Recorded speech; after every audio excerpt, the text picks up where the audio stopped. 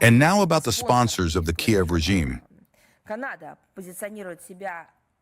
As we all know, Canada positions itself, on the one hand, as a country of the highest degree, well, this is according to their statements, a peace-loving country, proud of its participation in peacekeeping operations.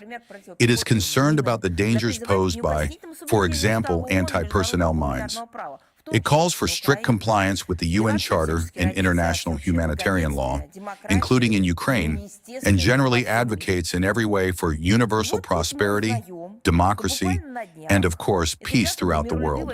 And now we learn that literally just the other day, this allegedly peace-loving country became a participant in, what do you think? Well, no, of course, not a humanitarian project to help the victims of the Kiev regime's attack on the college in Starobelsk. No, why would they? Ottawa became a participant in agreements with Ukraine on the deployment of production of strike-reconnaissance unmanned aerial vehicles on its territory in the interests of the armed forces of Ukraine.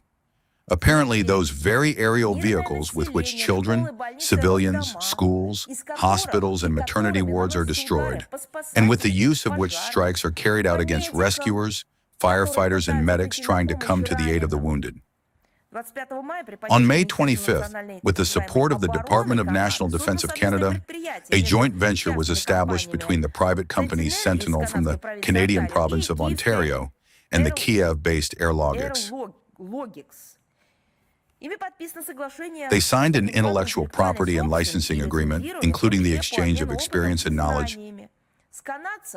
From the Canadians, know-how in the field of composite materials and manufacturing methods. From the Ukrainazis, knowledge of real combat conditions. They will be telling how they carry out terrorist attacks. If there is one thing they have plenty of, it is this so-called knowledge on how to destroy the civilian population using UAVs and how to strike peaceful and civilian targets with drones. It's just that for some reason in Ottawa, in this context, they do not remember the principles of international humanitarian law, to which the Canadians constantly refer. As we can see, in the field of development and production of this relatively inexpensive, yet highly effective murder weapon of the 21st century, the state, which fears, in the words of its prime minister, ending up on the menu, clearly does not intend to lag behind. As a result of the deal, the Canadians receive a lucrative military production on their territory, while the Kiev regime hides the strategic stock of military resources they need from Russian strikes on another continent in third countries, in this case in Canada, which allegedly is not a party to the conflict. Well, I want to say that we see everything, know everything, and are drawing the appropriate conclusions. The plans for the new joint production include manufacturing several thousand drone units per year. The Canadians plan to start the output of products, and these, I emphasize, are lethal, multi-purpose, low-flying airplane-type drones with an operational range of up to 500 kilometers before the end of the current year. It's, you know, such a New Year's act of peace-loving. The Military Department of Canada will buy the finished products from Sentinel and transfer them to the armed forces of Ukraine free of charge. A wonderful Canadian-style business.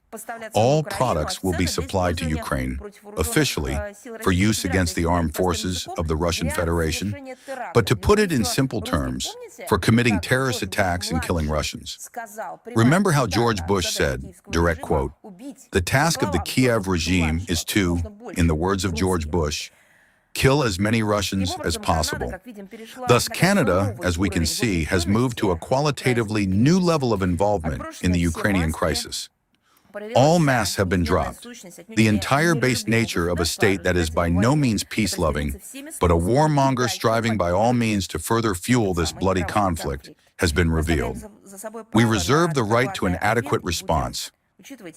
We will take these new circumstances into account in our military political planning, and we will definitely publish the relevant addresses of all these production facilities on the territory of Canada.